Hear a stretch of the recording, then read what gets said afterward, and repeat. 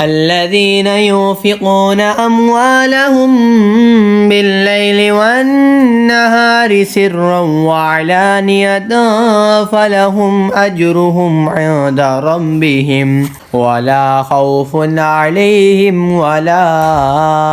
هم يحزنون الذين يأكلون الربا لا يقومون إلا كما يقوم الذي يتخبطه الشيطان من المس ذلك بأنهم قالوا إنما البيع مثل الربا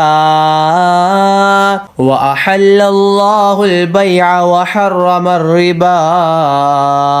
فمن جاءه موعظة من ربه فانتهى فله ما سلف وأمره إلى الله ومن عاد فأولئك أصحاب النار هم فيها خالدون يمحق الله الربا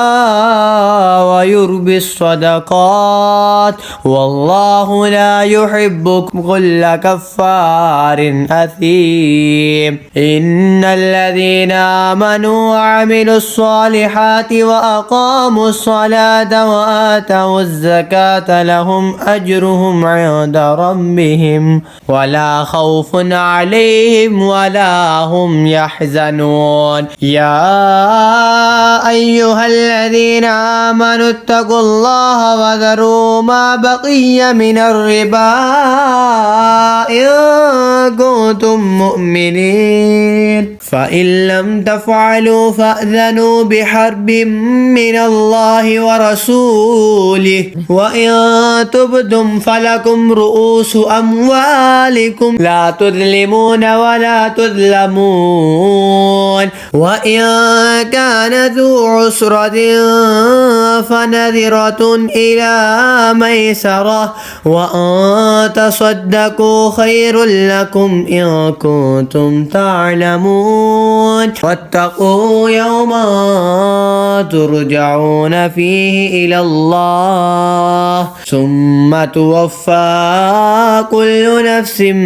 ما كسبت وهم لا يظلمون वो जो अपने माल खैरात करते हैं रात में और दिन में छुपे और जाहिर इनके लिए इनका नेक है इनके रब के पास इनको ना कुछ अंदेशा हो ना कुछ गम वो जो सूद खाते हैं क़यामत के दिन ना खड़े होंगे मगर जैसे खड़ा होता है वो जिसे असेब ने छू कर मखबूत बना दिया हो ये इसलिए कि उन्होंने कहा बै भी तो सूद ही के मानिंद है और अल्लाह ने हलाल किया बै को और हराम किया सूद तो जिसे इसके रब के पास से नसीहत आई और वो बाज रहा तो इसे हलाल है जो पहले ले चुका और इसका काम खुदा के स्पुर्द है और जो अब ऐसी हरकत करेगा वो दोज़खी है वो इसमें मुद्दतों रहेंगे अल्लाह हलाक करता है सूद को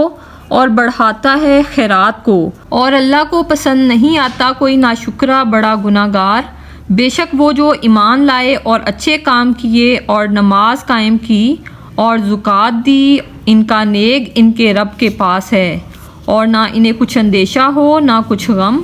ए ईमान वालो अल्लाह से डरो और छोड़ दो जो बाकी रह गया है सूद अगर मुसलमान हो फिर अगर ऐसा ना करो तो यकीन कर लो अल्लाह और अल्लाह के रसूल से लड़ाई का